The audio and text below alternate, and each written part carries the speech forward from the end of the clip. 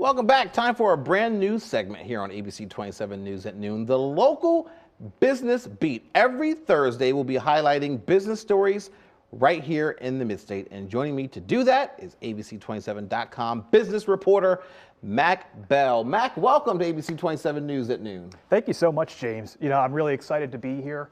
I've been covering small businesses all across the Mid-State since I started in October, and now to have the opportunity to share these stories on air, it's going to be awesome.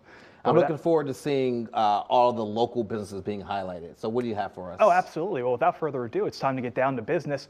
We're going to start our local business beat on over in Hanover, York County, where a new stand-up comedy themed ice cream shop recently opened its doors. The new Scoops of Satire is owned and operated by Jim and Tara Bryan, who also own the next door comedy club named Church of Satire. The two businesses are now connected from the inside. Scoops of Satire features ice cream creations named after famous stand-up comics from the past and present, and they officially opened their doors last month, James. So ice cream and stand-up comedy blended together. Yep. Comedy and ice cream, a great combo. That is very, I've never heard something like that before. That's a very unique business.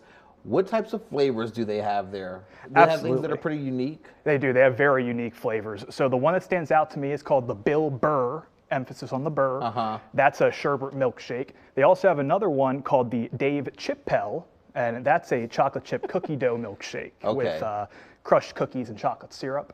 And then they also have another one called the Mint Hedberg. That's after Mitch Hedberg, stand-up comic.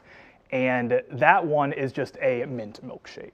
You know, that's and this is just kicking off here. I'm looking forward to seeing how this takes off. All right, you're going to keep with the food theme. Yes, I am. We're going to be moving on over to Lebanon County, where a family-owned Italian sandwich shop from the 1970s recently reopened its doors. When it closed back in March, it was believed to be the end of Gus Duraco's Italian sandwiches. But Gus Duraco's youngest daughter, Tracy, and her husband, Ron, took it over. Their main goal, James, keep the Gus Duraco legacy alive in Lebanon City. So that's interesting that this is closed, and this is all a family affair. And so what was the big reason that they wanted to bring this back? Again, they just wanted to keep the legacy alive. You know, they opened back in the 70s, and then Gus Duraco's oldest daughter took over along with his son, and they both took over the business.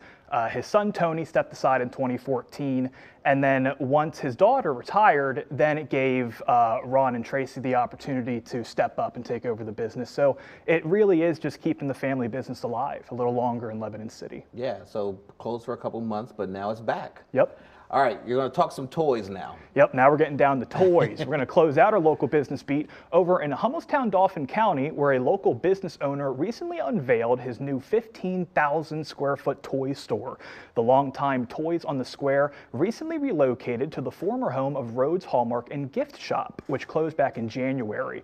The new toy store offers a wide selection of games, puzzles, models, and Barbies, over 30,000 toys in total, James. 15,000 square feet, they're using every last inch. Now, Toys on the Square, I mean, I've known about them for many, many years, and they're moving to this bigger place.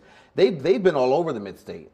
Yes, they have been all over the Mid-State. So when they first opened in '85, they initially were open in Lancaster County. Then they relocated in 1987 to a storefront in Hershey. And then in 2003, they relocated to Hummelstown, where they've been ever since. And it's cool to actually see a physical toy store. Yeah. You know, so many of them have moved online, but this is an actual place you can go and check out the toys for yourself. Absolutely, and it's awesome. Again, 15,000 square feet, James. I mean, this is a huge toy store. Mac Bell, thank you so much for being here. More on all of these stories and other local business articles, just go to abc27.com. Look under the local news tab. Mac, thanks again for being with us today. We'll see you back here next Thursday and every Thursday.